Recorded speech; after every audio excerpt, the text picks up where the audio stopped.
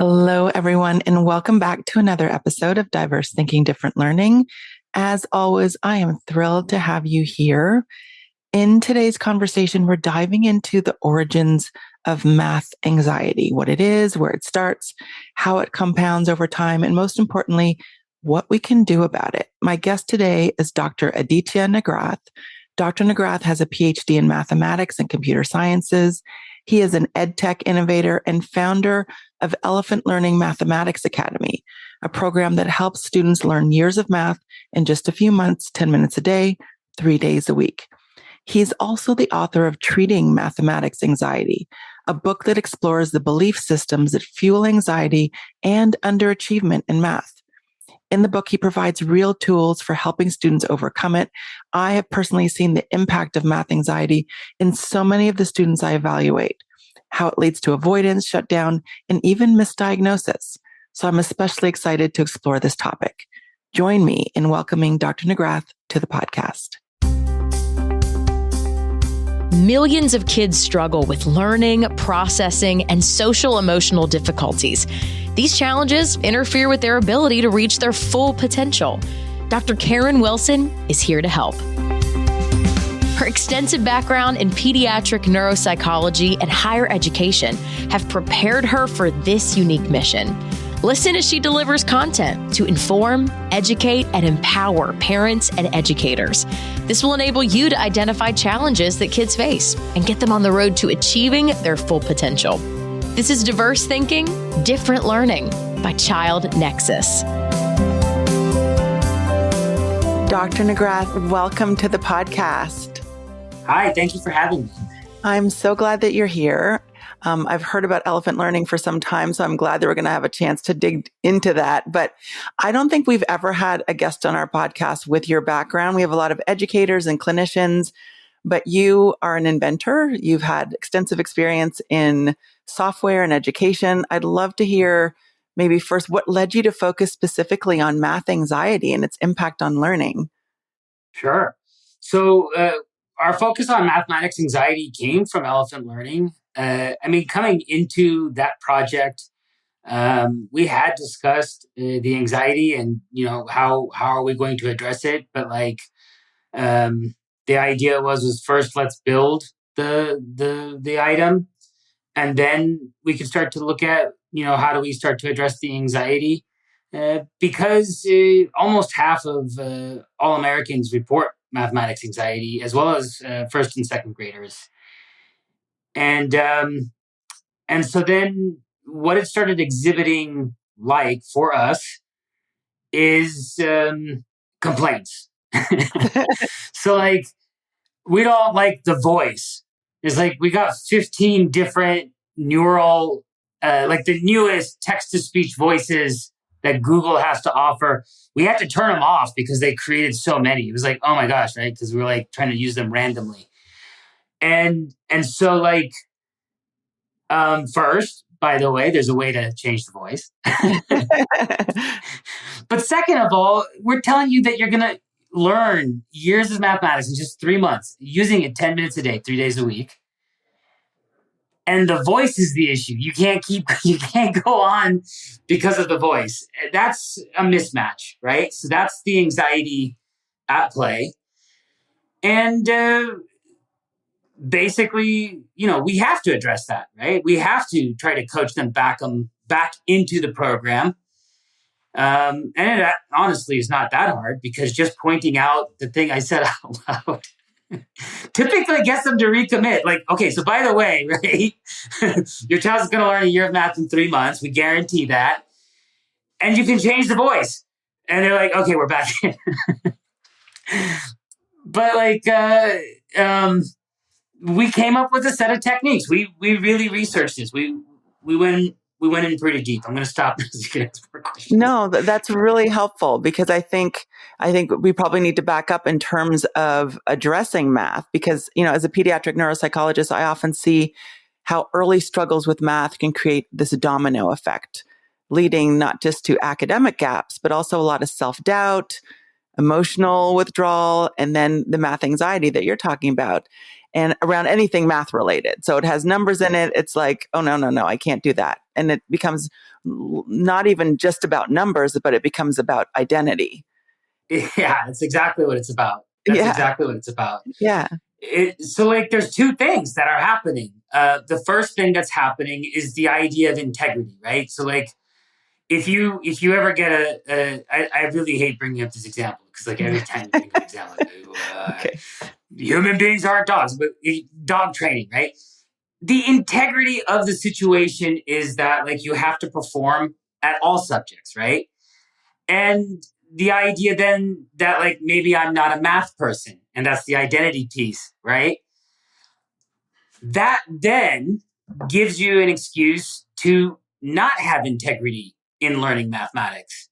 And once you've kind of compromised that integrity for math, and now it's okay to compromise it with anything, right? And so, like, I'm not a math person, but like, maybe now I'm not a gym person. Maybe now,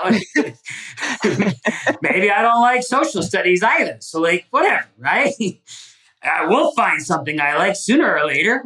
But like, the problem is that if you can't read and you can't do algebra, then we're not going to find it because most things in life require you to read and then be able to understand the philosophical basis that's causing the science that's allowing you to go out and do this thing.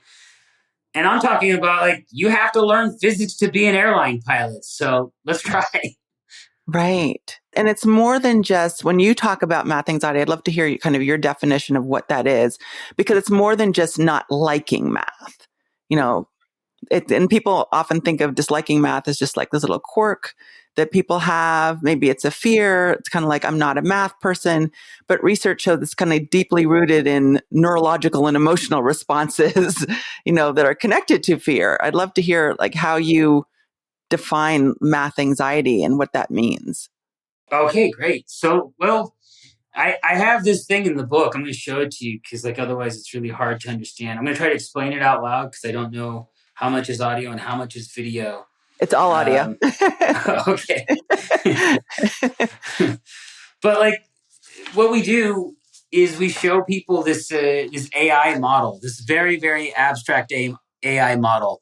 So like if you go back to like what people thought intelligence was, they said, well, hey, the machines we're making, they don't learn.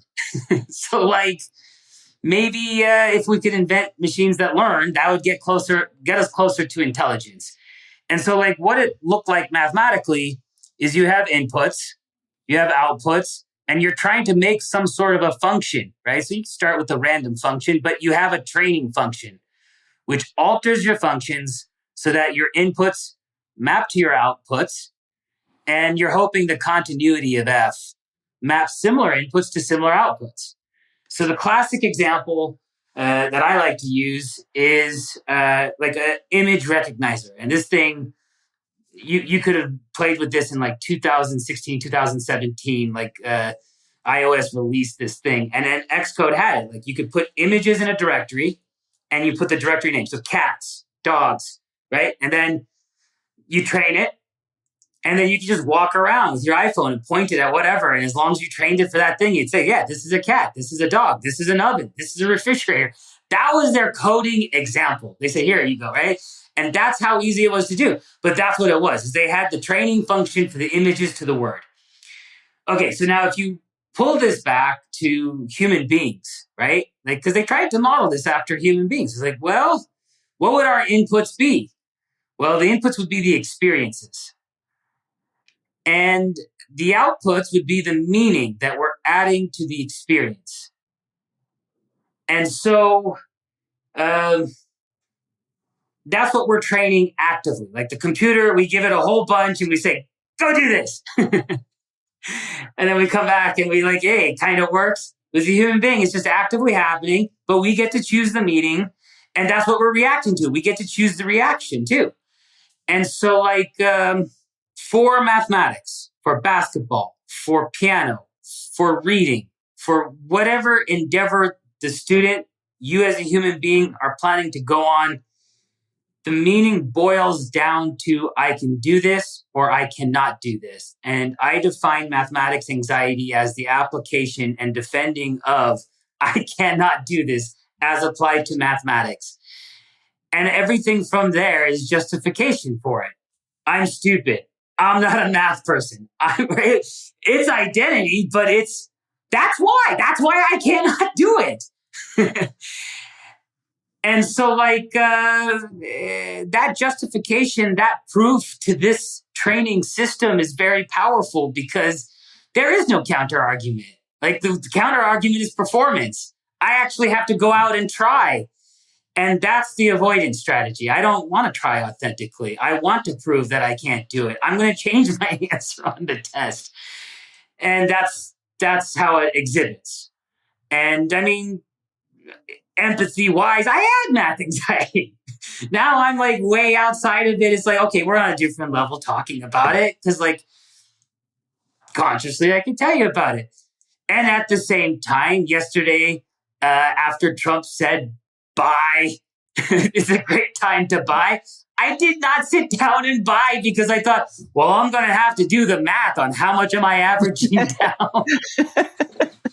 I said, you know what? I got to book a hotel room. I'll do that first. And we only had 2 hours. The guy said, hey, guess what? The tariffs are off. And it's like, oh, man, I missed it. And that's math anxiety. Right. You missed that buying window. Oh my goodness.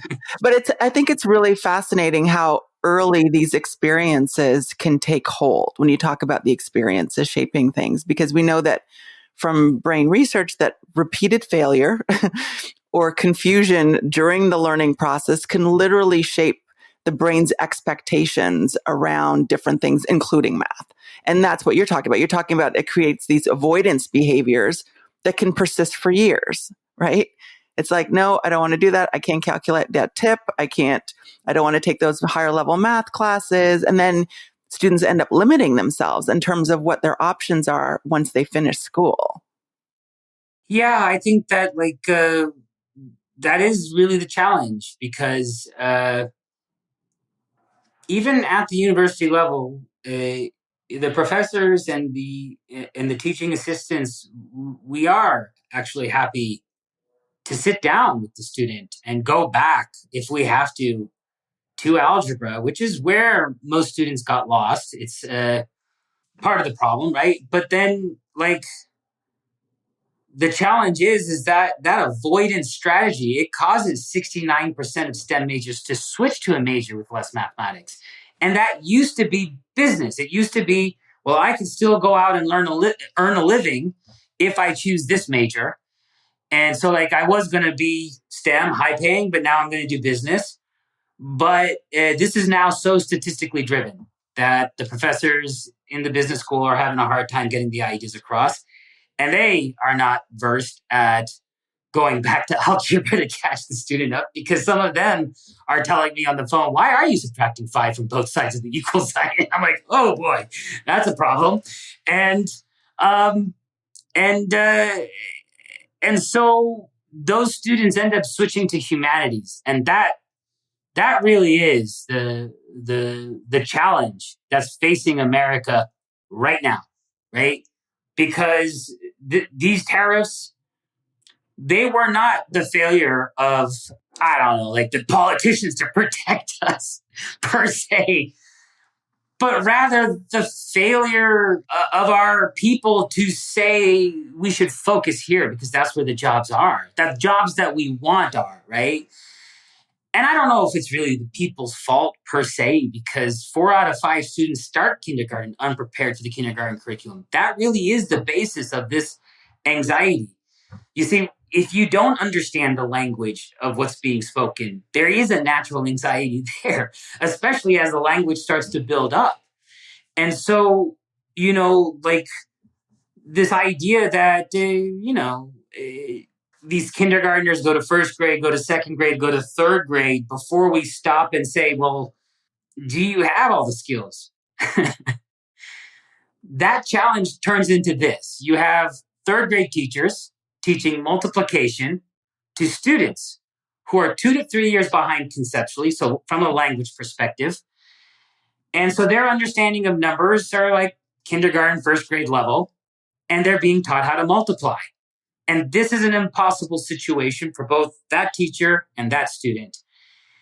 And that's 80%. So, yeah, like I think that if we were to focus our attention there, then we would have the economy that we wanted. But like we would have to do that 20 years in the past because we'd be graduating those people now. Right. And I think one of the things you're explaining is how, math anxiety can compound over time, especially if you're talking about the earliest signs of math anxiety can emerge in kindergarten and young learners, and you can start seeing the avoidance from there. And then they don't learn the basic skills that we build on over time. There's long-term impacts academically and emotionally for students who don't get supported through that. Yeah. Yeah. And again, this is happening in a world where the AI model that I just showed you, that was extremely mathematical. You have to have at least algebra to understand that. So I think, right, because right now, the major push, like all the dollars, according to the people who are telling me where the dollars go, I don't know if this is real or not, but they're saying, well, all the dollars go to reading, to getting the student to third grade reading. And yeah, sure, that makes sense because, like, yeah, you could be president of the United States. Remember, George Bush had a third grade reading level. That's it. We get you there. You're good enough. But the problem is like, okay, fine, maybe you could read anything, but like, if you don't have algebra, you can't read anything from a mathematical perspective because everything before algebra is just the operations. And then algebra is the introduction to written mathematics. Now here we're going to start talking about it. X is the dollar amount in your bank account. How about that? X is the speed of the car. That's physics. X is the population. That's biology. What do we do, right? Like we have to have that. And so like, I think that should be the push. I think that there should be a focus on that. Yes, I agree. I mean, we often, like you're saying, focus heavily on literacy in the early years. Understandably, it's important, but we don't want to do that at the expense and the neglect of early numeracy and then building towards algebra, even though both are predictive of long-term outcomes, academic and occupational outcomes. So it's not just reading, but there's a heavy leaning towards literacy, but we don't want to do that at the expense of math. And the best part is this. So this is the major surprise, right? So this research done by these university professors over at the University of Denver, so where I got my PhD. These guys are getting in the early age education department. They found out that students who do more mathematics in preschool are better readers, writers, and speakers. Like the words they use are much larger. This is how I translate it to English for everybody. They're better readers, writers, and speakers. And in this project, what we learned is that happens philosophically, because of the transition to two-digit numbers. This happens before three letters are put together to a word. That transition is that gateway. So like if you're counting to 20 and you can see the numbers up to 20 and identify them, you're starting to recognize that two characters next to each other mean something more, right? Because like initially they might say 10. It's like just like that may say CAT instead of cat, right? Like, so that it's the same idea, but you don't have two-letter words that mean anything. And so therefore you have to do 10, 11, 12 before you do cat, dog. And so like, I don't know, it's just a fun fact, but the research, right? They did that as statistical research, but philosophically it pans out. It's there. Yeah. And in your book, treating mathematics anxiety, you talk about underlying belief systems. And it feels like some of those belief systems are perpetuating the problem, right? And you talk about not being a math person. And I think that well-meaning adults will say things to young children like, I was never good at math either, without realizing they're passing down those limiting narratives to the next generation. Yeah, I mean, that's really the issue. So one of the main things that we talk about in the book to try to combat things like this is the basketball analogy. So we compare mathematics to basketball. We say that, like, anyone can look and see, did the ball go in the hoop? Anyone can look and see in the paper, did you execute the calculation, or did you understand the problem and answer it? So the idea, though, is this, right? Like, if you were trying to get the student to be a basketball player, you would be walking around saying, you might say, hey, look, you can get really good at basketball. You just got to keep practicing, right? I was never good at basketball, but like, that's the thing. I never practiced, right? That's a healthy thing to say. But like, yeah, just saying, yeah, guess what? I was never good at math. I'm still here. That's a different thing altogether. Sure, you're comforting the student, but what's the meaning you're How are adding? you motivating them to work hard at developing that skill? Right. And so that's the other piece of this analogy that I like, is that, like, sure, fine, it's not similar in every single way, but like, where you look at where it's similar and where you look at where it's different, there's always insight. So like, one way that they're different is this: I could potentially find another sport for my student, right? Oh, he doesn't like basketball. Maybe he's into soccer. Maybe he's into hockey. But when it comes to math and reading, that's it. Those are the games. You don't do those two things, right? And so, like, I really like this analogy. And if you get the book, that's one of the main things. Well, let's talk about elephant learning, and tell, for listeners who may not have heard about elephant learning, if you could describe what it is and how the elephant learning system works to address and help students who might have math anxiety or struggle with math in general. Sure. Okay. So Elephant Learning is an online math academy that we created. It was me and another professor of mathematics. And what it was designed to do was to identify the level of understanding of the student and then start building them up from there. And on average, children in our system learn about 1.5 years of math over the course of 10 weeks when they use it just 30 minutes per week. It's delivered as a gamification. So to the student, it feels like a puzzle game.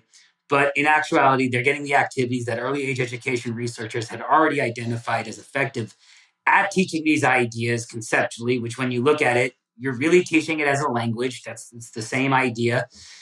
And so, like, it's these things that get the student to exhibit the idea, but then combined with these adaptive algorithms that then keep pace up and down with the students, so that even as they forget, or like 2 weeks go by, we are able to just keep pace with them and keep them going, remind them and keep them going.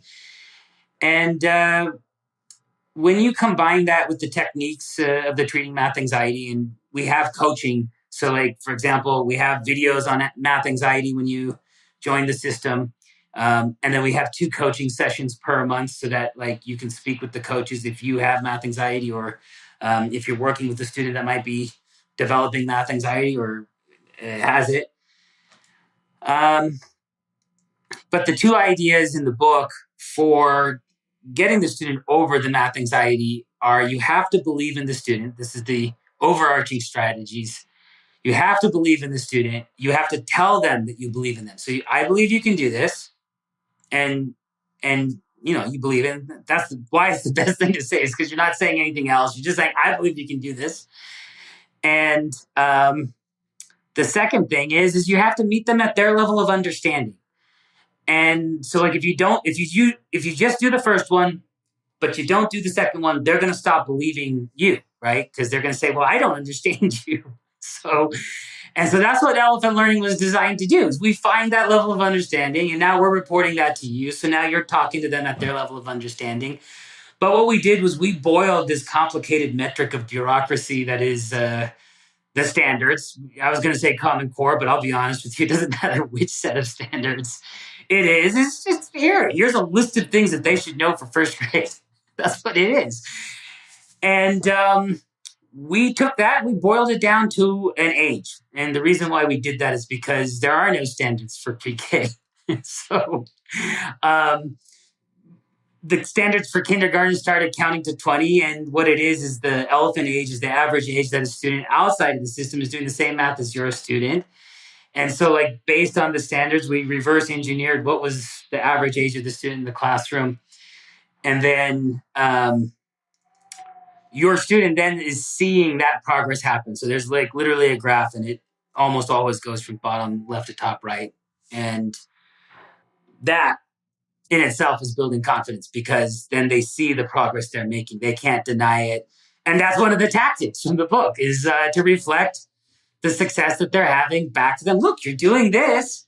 So now you're showing them you can do it. You're counteracting the evidence they're providing themselves that I can't do it with actual evidence. Look, the ball's going in the hoop, so to speak. Yes, yes. Back to the basketball analogy. I love that. And it seems that individual pacing and meeting students where they are and getting that feedback about how they're doing and how they're improving plays a significant role in reducing the math anxiety and then also building confidence. Yeah, yeah. Once they believe they can do it, right? Once they're no longer trending towards I can't do it, once they keep trending towards I can do it, well, now they're self-trajectoried, and that's what you want. You want them going out and doing it, because like you can't do it for them all the time. They have to choose the coursework later on. Yes. And how early can you start this program, the Elephant Learning Program? Well, we've seen success with students as young as 2. Oh my. We've seen 3-year-olds that are not ready yet. So it depends on the language of the student. Are they able to kind of interact with the prompts? And the prompts sound like at that age what a parent might be doing with the student is just automatically going up and down. And so it's like great to kind of like put together with it. But like it sounds like I have one item, click on one. Or how many fingers or how many things do we have on the screen? And can you give me 2 or 3 things, right? So like, if the student's able to do that, then they're going to start getting traction within the system. And if they just kind of play with it randomly, you might want to wait a month or 2. Right. And I love that you can go that young, because we know that early intervention, the earlier they intervene, the better the outcomes. But unfortunately, I think you've been saying this too, that we often wait until middle school or high school to tackle the math anxiety. And then it just becomes harder to tackle it because there's so many other compounding issues at that stage. Yeah. So like, I mean, it's harder to combat mainly because you've got so many years of the disbelief in there. So when you talk with these students, they say, well, I want to be good at math. I mean, if you're speaking to them, I want to be good at math, but I just don't believe it's ever going to happen. And that's a different scenario. But as you speak with people about math anxiety, or as I speak with people about math anxiety as it may be, they tell me I had that teacher who said, I believe you can do this, and then took the time to go back and meet me. I mean, basically in algebra and fractions, right? That's where we lose most of the students. And to be honest with you, the number of ideas that you have to teach to get students from there to where they need to be are not a lot. It's just, but they are foundational. And that's the problem, is this idea of proportionality, this idea of a variable. We just can't have mature discussions without it. And then functions, I mean, that's almost everything when it comes to computers. Yes. For parents who may have had the same messaging when they were younger and don't feel equipped to support their child at home, do you have a message for them? It sounds like Elephant Learning would be a great program for them too. You have to believe you can do it. You have to believe the student can do it. You have to understand this boils down to practice, want, know-how. And here's the thing. You're an adult. Your attention span is longer. Like most adults come into our system and they'll be like, 1 full day, 8 hours, and they're done. So it's like, so it's not that big of a deal. That's the real problem, is that like we turn this into this meaning about ourselves, typically having to do with our intelligence level. And the challenge is this, the idea that these symbols on this piece of paper have anything to do with your innate intelligence it's unrelated. And problem solving itself is a skill, just like basketball. So the thing is, the more you engage in it and the more you solve problems, actually the more you learn common solutions to problems, right? So like, you get those tools, and then that's what they end up becoming. Mathematics as a language when you look at what the standard says, right? Like for third grade, for multiplication, the standard says understanding multiplication is being able to read a word problem or see a problem in the real world and use multiplication as the solution. I mean, the stock market went up 12% yesterday. That's percentages, right? Yes. And the number of dollars you had in there was X. So like that's algebra. And that's the most basic form. That's like when you ask a parent, yes, I want my child to have this level. I want them to be able to do their taxes. Well, line 5 minus line 4, that's algebra. Why aren't they teaching this in high school? Well, gosh, if they had problems teaching algebra, why would they walk them through law? Dr. Nagrath, what's your vision for the future of education? Because it seems like there's a need to overhaul how math is taught and supported. What do you think that should look like? I just think that, like that, I mean, humanity's come a long way, right? I think the real challenge is that, like, we are steeped in tradition. And it just could be that, like, this is the way we thought to teach math for thousands and thousands and thousands of years, is to sit down and do these problems over and over and over again until you get it. And the thing is that, like, we know now that there are more precise ways to go about it. And I think the challenge is that, like, because of how mathematical the world has become, the average student needs to get beyond this level, because just looking even 1 year down the road, if you aren't controlling the AI, if you aren't being able to read the response from the AI and determine, is this truth? Mm-hmm. Well, then the AI controls you.